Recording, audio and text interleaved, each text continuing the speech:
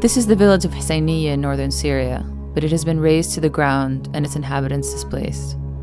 There were Arab families who lived here for decades. The village was obliterated and its people pushed out by the YPG, the military wing of a Kurdish political party, seizing control of the area. They are not alone.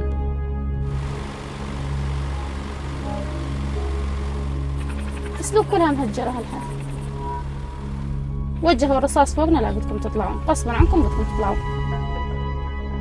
جابوا التركسات بلشوا يكسحوا بالبيوت بيت إلى من ما خلصت القرية بالكامل. خلي يا أنت صار لك شقد تبني بهالبيت؟ قال لي هلا أنا بساعة ما خليت شيء، إنه خلاص بدهم يحرقون البيت. The Kurdish political party, the PYD, has taken control of 3 separate enclaves in the north and established an autonomous administration within Syria after decades of discrimination against Kurds. Areas under their control were under attack by ISIS fighters, which controlled neighboring territories. At the end of 2014, a coalition led by the United States bombed ISIS targets in the area, allowing the administration's military to push back ISIS and gain more ground. Allegations surfaced that as YPG forces expanded their control, they were forcing Arab and Turkmen families to leave the area because of long-standing grievances or retaliation for alleged support of ISIS.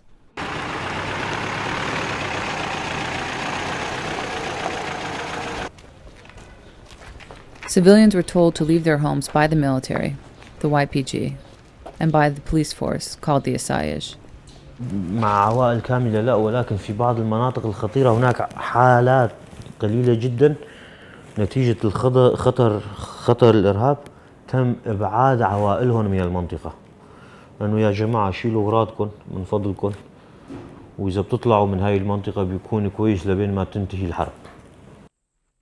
But we saw homes destroyed and families who had no hope of returning. قلت له أنا إذا حرقت بيتي مثلا أو هجرتني أنا يعني خلاص البيت راح أنا أجيب خيمة وجنب البيت يعني بأرضي بغير مكان، يعني ما تفرق معي، المهم أضل بأرضي ببيتي بغير إذا كان السبب هو البيت، يعني أنتوا بدكم تحرقون البيت. قال لا نحن مشكلتنا مو مع البيت، مشكلتنا مع أشخاص البيت يعني. Basma believes she was targeted by the YPG because her brother-in-law was a member of the Free Syrian Army, another opposition group that YPG forces clashed with. After her home was burned, she went to Turkey where we met her. جعلنا ننظف البيت وقررنا نسوي فطور، وجونا اليابكة بدكم ترحلون، حطوهم بصدركم بدكم تطلعون، قلنا نطلع، احنا وين بدنا نطلع وين بدنا نروح؟ قالوا لا بدكم تطلعون. أعطوكم مهلة؟ لا فورا. شو الأسباب؟ قلنا منطقة عسكرية. في واقع الحرب له واقع، مع الأسف اللي بيتضرر بالأول والأخير هو الإنسان المدني، هي نحن بنعرفها يعني. هناك إطلاق نار وهناك سيارات مفخخة وهناك قصف طيران وهناك مدفع، يعني كل صنوف الأسلحة تستخدم. إذن فالحل الأنسب هو إبعاد هؤلاء المدنيين من خطوط التماس إلى أن تهدأ الأوضاع، أو أن يبعد خطر تنظيم داعش عن المنطقة على القليل. هذا لا يعني بأنه هناك تعسف أو هناك تهجير أو هناك حملات ممنهجة لإبعاد السكان الأصليين من المناطق. بكل تأكيد لا يوجد شيء من هذا القبيل. But we interviewed dozens of civilians who were displaced from their homes despite being far from the front lines and despite no reports of landmines in their areas. قلت لهم انطوني شنطة ملابسي، يقول لا بيها بوم تنفجر عليه. أقول لهم أنا مسؤولة عنها إذا بيها بوم. أنا واحد يعني إذا واحد هو شايل شنطته ما يعرف إذا بيها بوم ولا لا. سلوك تيجي يجون يعني يجيبون عفشهم يفوتون على بيوتهم ما يخلونهم يجون، يقولون أنتوا انسوا سلوك، ما لكم بيوت هنا، أنتوا داعش كانت عندكم. طيب إحنا مو بكيفنا لما كانت داعش عندنا. The city of Slouk was held by ISIS until June 2015. Civilians who had fled under ISIS were prevented from returning to their homes, and those who stayed were forced to leave by the YPG. Residents say they are now being punished for a small minority who supported ISIS. تركت أغراضي كل شيء، عندي محلات، عندي محل لابني وبيتي كله تركته برضه وجيت. اجوا بدكم طالعوا، قال والله عم يدخلوا الدولة الإسلامية لهون بذبحوا الولاد. قلنا له خيو احنا ما طالعين، قال بعد شوي يخبر عليكم الطيران بيضربكم. قلنا له خيو اذبحنا ببيوتنا احسن ما نطلع. اقرب جبهة لان هلا اليبكة حاليا هن على القرية تتجاوز من 25 كيلومتر. هلا جبهة بيناتهم هو الدولة الإسلامية. ما بدي اروح اتهجر واروح خيو مصروف، انا عندي 10 اشخاص يعني مصروف لإلن ما في.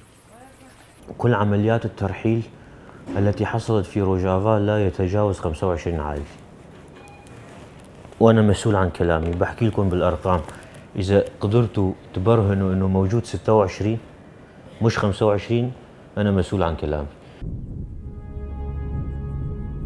It wasn't until after we met with Radur and Juan that we heard about the town of Husseiniye.